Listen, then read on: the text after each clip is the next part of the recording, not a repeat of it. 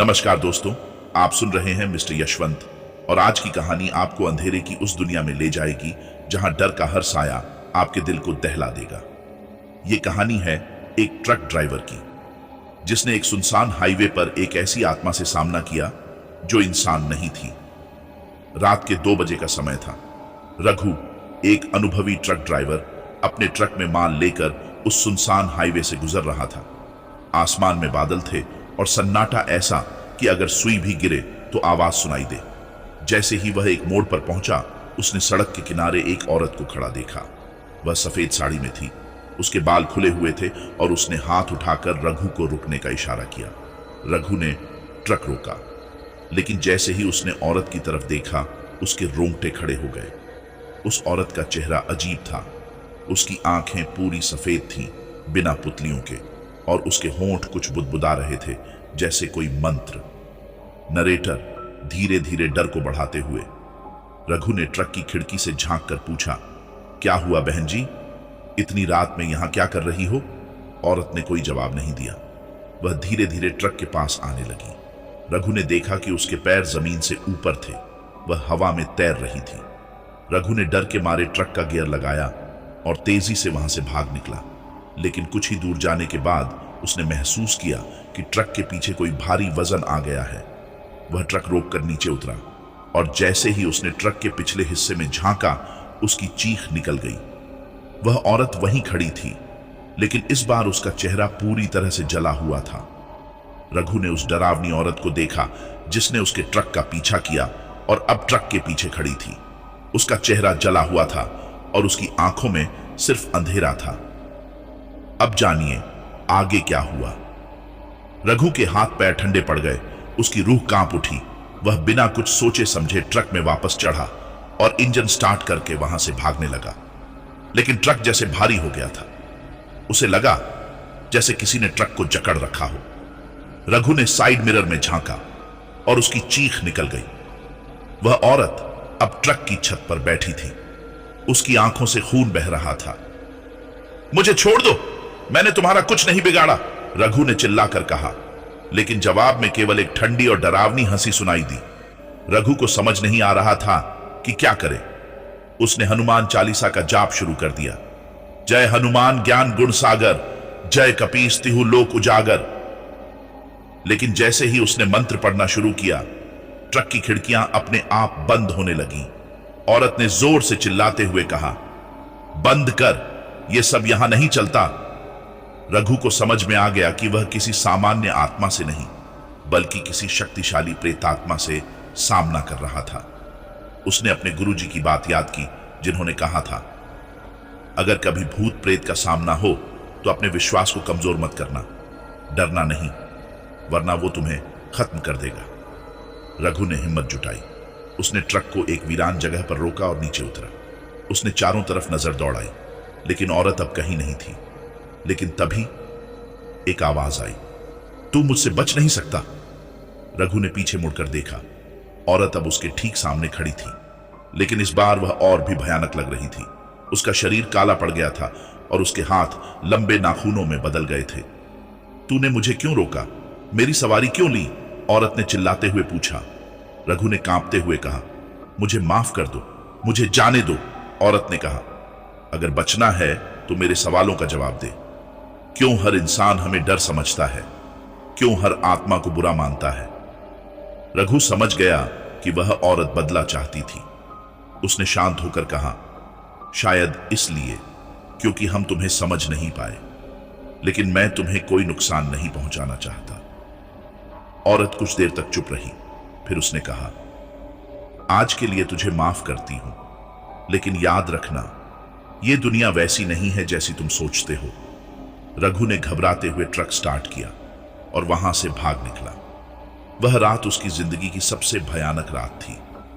लेकिन उसने एक बात सीखी, आत्माओं को समझना मुश्किल है, लेकिन उनसे डरकर भागना समाधान नहीं है।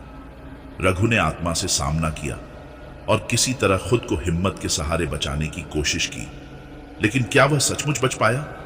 क्या यह भयानक रात खत्म होने वाली थी या डर की शुरुआत थी? रघु ने ट्रक को फिर से स्टार्ट किया और वहां से भागने लगा। उसका दिल इतनी जोर से धड़क रहा था कि उसे लगा कि उसकी धड़कनें भी सुनाई दे रही थीं। बस अब किसी तरह इस हाईवे से निकल जाऊं। भगवान मेरी रक्षा करना, उसने मन ही मन प्रार्थना की। लेकिन जैसे ही वह हाईवे के अगले मोड़ पर पहुंचा, अचानक ट्रक का इंजन बंद हो गया। रघु ने घबराकर ट्रक से बाहर झांका। चारों तरफ गहरा अंधेरा था, सड़क सुनसान थी, सिर्फ हवा की आवाज सुनाई दे रही थी। उसने ट्रक को दोबारा स्टार्ट करने की कोशिश की, लेकिन इंजन ने जवाब दे दिया। अब क्या करूं? रघु ने सोचते हुए अपनी टॉर्च उठाई और ट्रक से नीचे उतरा। उसने इंजन चेक करने की कोशिश की, लेकिन तभी उसकी नजर सड़क के किनारे पड़ी। वहां एक औरत की परछाई दिखाई दी।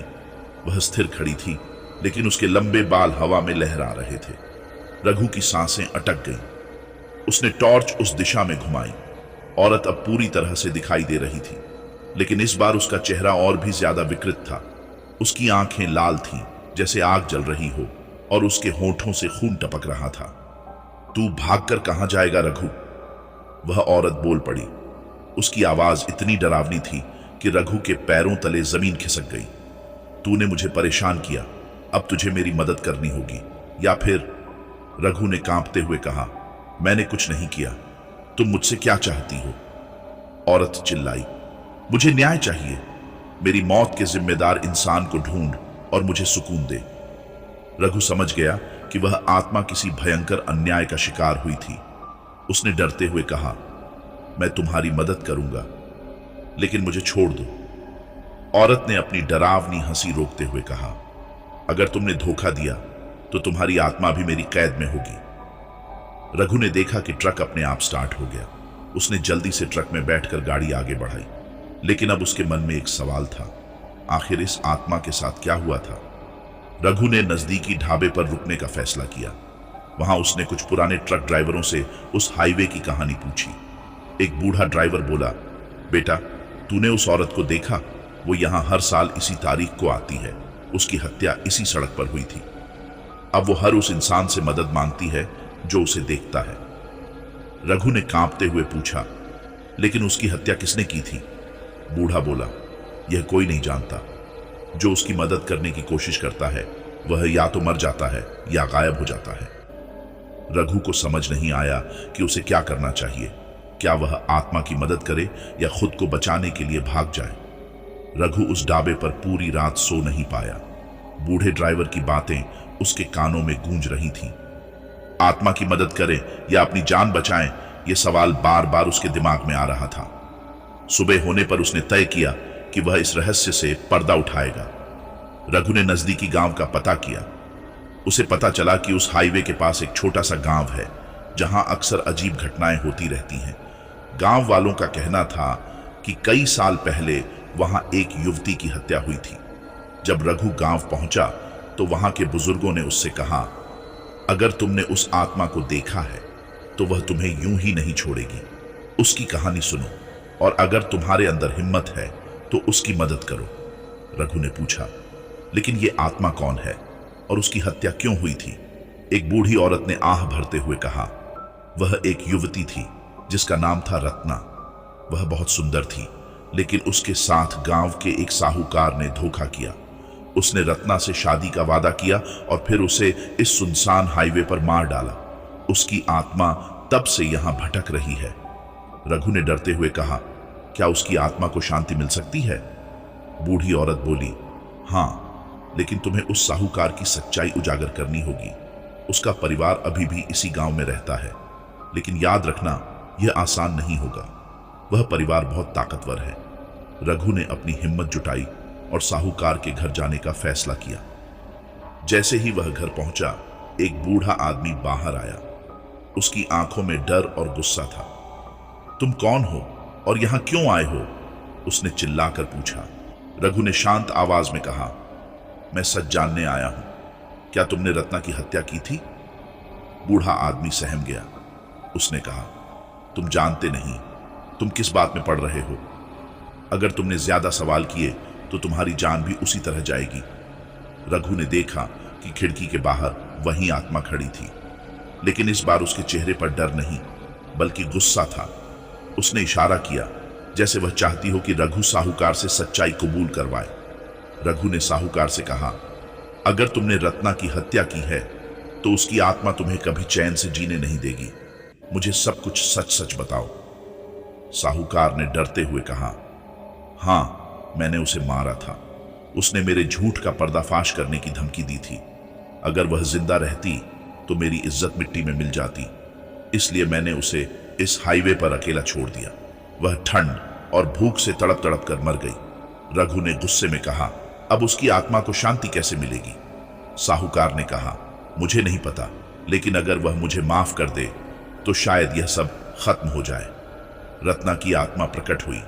उसने साहूकार से कहा, मुझे माफ करने का हक तुम्हारे पास नहीं है, लेकिन अब तुम अपनी सजा भुगतने के लिए तैयार हो जाओ। साहूकार उसी समय बेहोश होकर गिर पड़ा। कुछ ही दिनों में वह गांव छोड़कर कहीं और चला गया। गांव वालों का कहना था कि रत्ना की आत्मा अब दिखाई नहीं देती। रघु ने चैन की सांस ली। उसने महसूस किया कि साहस और सही इरादों से ही किसी डरावनी स्थिति का सामना किया जा सकता है। रघु ने सोचा कि अब यह कहानी खत्म हो गई है। उसने अपनी ट्रक की सवारी फिर से शुरू की और गांव से बाहर निकलने लगा। लेकिन जैसे ही उसने हाईवे पर गाड़ी बढ़ाई, उसने महसूस किया कि उसके ट्रक के आसपास फिर से अजीब घटनाएं होने लगी। रघु ने रियर व्यू मिरर में झांका तो उसकी सांस रुक गई। मिरर में कोई दिखाई नहीं दे रहा था, लेकिन उसे ऐसा महसूस हुआ कि कोई उसकी गाड़ी के पीछे चल रहा है। क्या यह सब खत्म नहीं हुआ? उसने खुद से पूछा। रघु ने ट्रक रोका और बाहर झांक कर देखा। इस बार उसे एक बूढ़ा आदमी दिखाई दिया। वह आदमी सफेद कपड़ों में था और शांत खड़ा था। बेटा, तुझे लगा कि यह सब खत्म हो गया है, लेकिन यह तो अभी शुरुआत है, बूढ़े आदमी ने कहा। रघु ने चौंक कर पूछा, आप कौन हैं और मुझे क्यों रोक रहे हैं? बूढ़े ने गहरी सांस ली और कहा, मैं भी इस जगह का एक हिस्सा हूं। यह हाईवे केवल सड़क नहीं है, यह उन आत्माओं का ठिकाना है जिन्हें इंसानों ने धोखा दिया और भुला दिया। रत्ना के बाद अब एक और आत्मा तुझसे मदद चाहती है। रघु ने घबरा कर कहा, मैं अब और किसी मुसीबत में नहीं पड़ सकता, मैं सिर्फ अपना काम करना चाहता हूं। बूढ़े ने कहा, अगर तुझे अपनी जिंदगी चाहिए तो तुझे उसकी बात सुननी होगी। वह अब तेरे ट्रक में है। रघु डरते डरते ट्रक में वापस चढ़ा। उसने महसूस किया कि केबिन में अचानक ठंड बढ़ गई है। उसके सामने वाली सीट पर एक परछाई बैठी हुई थी। तूने मेरी बहन की मदद की, अब मुझे भी न्याय दिला। एक धीमी और दर्द भरी आवाज आई। रघु ने कांपते हुए कहा, तुम कौन हो और तुम्हारी बहन कौन थी? आवाज ने जवाब दिया, मैं रत्ना का छोटा भाई हूं। मुझे भी उसी साहूकार ने मारा था ताकि मैं अपनी बहन की मदद न कर सकूं। अब मैं तब तक चैन नहीं पाऊंगा जब तक उसकी पूरी सच्चाई सामने ना आ जाए। रघु ने कहा, लेकिन मैं क्या कर सकता हूं? मैंने उसकी सच्चाई उजागर कर दी, अब और क्या बाकी है? आत्मा ने जवाब दिया, साहूकार के पास एक पुराना बक्सा है। उस बक्से में सारे सबूत हैं जिनसे यह साबित हो सकता है कि उसने कितने लोगों की जान ली है। वह बक्सा उसके घर के तहखाने में है, तुझे उसे लाना होगा। रघु ने हिम्मत जुटाई और साहूकार के घर दोबारा जाने का फैसला किया। इस बार उसने तय किया कि वह अकेला नहीं जाएगा। उसने गांव के कुछ लोगों को साथ चलने के लिए राजी किया। रात के समय वे सभी साहूकार के घर पहुंचे। साहूकार का परिवार घर छोड़कर भाग चुका था, लेकिन घर के अंदर अजीब सी गंध थी। साउंड इफेक्ट, फर्श पर चलने की आवाज, दरवाजे की चरमराहट। रघु और उसके साथी तहखाने की ओर बढ़े। जैसे ही उन्होंने तहखाने का दरवाजा खोला, एक ठंडी लहर उनके ऊपर से गुजर गई। तहखाने के अंदर अंधेरा था। दीवारों पर खून के धब्बे थे और जमीन पर किसी के खरोंच के निशान। यहां कुछ सही नहीं लग रहा, गांव के एक आदमी ने कहा। लेकिन रघु ने बक्सा खोजने का फैसला किया। उसने कोने में एक पुराना जंग लगा हुआ बक्सा देखा। जैसे ही उसने बक्से को खोला, उसके अंदर कुछ पुराने कागज और गहने थे। लेकिन तभी चीख की तेज आवाज, तहखाने के दरवाजे का अपने आप बंद होना। तहखाने के अंदर अचानक एक के बाद एक आत्माएं प्रकट होने लगी। ये वे लोग थे जिन्हें साहूकार ने मारा था। वे सभी रघु की ओर देख रहे थे। तूने हमें न्याय दिलाने का वादा किया है। अगर तू इस बक्से को सही जगह नहीं पहुंचाएगा तो तेरी आत्मा भी यहीं फंसी रहेगी, एक आत्मा ने कहा। रघु ने हिम्मत से कहा, मैं वादा करता हूं कि यह बक्सा पुलिस तक पहुंचेगा और मैं यह सुनिश्चित करूंगा कि साहूकार को उसकी सजा मिले। आत्माओं ने धीरे धीरे शांत होकर गायब होना शुरू किया। रघु ने बक्सा पुलिस को सौंप दिया। साहूकार को गिरफ्तार कर लिया गया और गांव वालों को पहली बार ऐसा महसूस हुआ कि उनकी जगह अब सुरक्षित है। लेकिन रघु जानता था कि यह केवल एक कहानी का अंत नहीं है। वह जानता था कि इस हाईवे पर और भी आत्माएं हैं जो न्याय की उम्मीद कर रही हैं। रघु ने ट्रक चलाया और एक नई मंजिल की ओर बढ़ गया। अंतिम भाग, रघु का अंतिम सामना। रघु ने बक्सा पुलिस के हवाले कर दिया, लेकिन उसके मन में एक अजीब सी बेचैनी थी। उसे ऐसा लग रहा था कि कुछ अधूरा रह गया है। पुलिस ने साहूकार को गिरफ्तार कर लिया और बक्से में मिले सबूतों के आधार पर उसके अपराधों की जांच शुरू कर दी। गांव वाले खुश थे कि न्याय हुआ, लेकिन रघु को अब भी एक डरावना एहसास परेशान कर रहा था। रघु अपने ट्रक में वापस लौट रहा था। उसने सोचा, अब सब कुछ खत्म हो गया। रत्ना और बाकी आत्माओं को शांति मिल गई होगी। लेकिन तभी ट्रक के अंदर हवा ठंडी होने लगी। शीशे पर किसी के हाथ के निशान बनने लगे। तूने अपना वादा पूरा किया रघु, एक धीमी और गूंजती हुई आवाज आई। रघु ने घबराकर पीछे देखा। ट्रक के पिछले हिस्से में रत्ना की आत्मा खड़ी थी, लेकिन इस बार वह शांत और सुकून में दिख रही थी। तुमने हमें न्याय दिलाया, इसके लिए हम तुम्हारे आभारी हैं, रत्ना ने कहा। रघु ने डरते हुए कहा, अब क्या तुम मुझे अकेला छोड़ दोगी? क्या यह सब खत्म हो गया है? रत्ना ने जवाब दिया, मेरे लिए यह खत्म हो गया है, लेकिन इस हाईवे पर और भी कई आत्माएं हैं जो भटक रही हैं। तुम्हारे जैसा कोई इंसान ही उनकी मदद कर सकता है।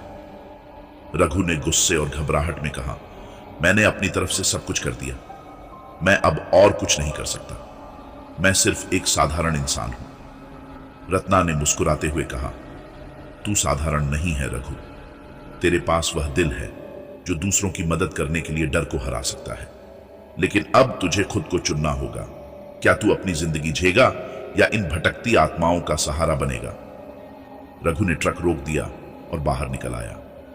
उसने महसूस किया कि यह फैसला उसकी पूरी जिंदगी बदल सकता है।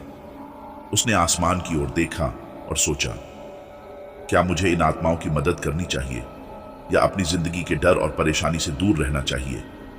उसी समय रत्ना की आत्मा गायब हो गई, लेकिन हवा में उसकी आवाज गूंज रही थी, हमेशा याद रखना रघु, मदद करना एक चुनाव नहीं है, यह एक जिम्मेदारी है। रघु ने गहरी सांस ली और अपने ट्रक में बैठ गया। उसने फैसला कर लिया था, अगर कोई आत्मा उसे अपनी मदद के लिए बुलाएगी तो वह भागेगा नहीं। रघु ने अपने सफर को फिर से शुरू किया, लेकिन इस बार उसका ट्रक सिर्फ एक वाहन नहीं था। यह उन भटकती आत्माओं के लिए एक उम्मीद का जरिया बन गया था जिन्हें न्याय चाहिए था। रघु ने अपने ट्रक के पीछे एक छोटा सा संदेश लिखा, अगर आपकी आत्मा को न्याय चाहिए तो मेरी ट्रक की सवारी करें, मैं आपका साथी हूं। रघु ने अपनी जिंदगी की सबसे डरावनी और अनजानी यात्रा पूरी कर ली थी। साहूकार की सच्चाई उजागर हो चुकी थी और रत्ना समेत कई आत्माओं को शांति मिल चुकी थी। जब रघु ने ट्रक स्टार्ट किया और हाईवे पर आगे बढ़ा तो उसने पहली बार खुद को हल्का महसूस किया। उसे एहसास हुआ कि डर से भागने की बजाय उसका सामना करना ही असली साहस है। उसने अपने मन में कहा, अब यह सफर खत्म हो गया, अब मैं सिर्फ अपनी जिंदगी पर ध्यान दूंगा। लेकिन अगर कभी किसी की मदद करने का मौका आया तो मैं पीछे नहीं हटूंगा। हाईवे के किनारे सूरज उग रहा था। वह भूतिया रात अब बीत चुकी थी। रघु जानता था कि अब उसकी जिंदगी में नया सवेरा आ चुका है। दोस्तों, यह थी रघु की कहानी, एक साधारण ट्रक ड्राइवर जिसने असाधारण हालात का सामना किया और अपने साहस से न केवल आत्माओं को शांति दी बल्कि खुद को भी बदला। क्या आप भी किसी ऐसी कहानी को जानते हैं जिसने आपकी जिंदगी को बदल दिया हो? हमें बताएं। तब तक सुनते रहिए मिस्टर यशवंत। अगली बार फिर मिलेंगे एक और दिलचस्प और डरावनी कहानी के साथ।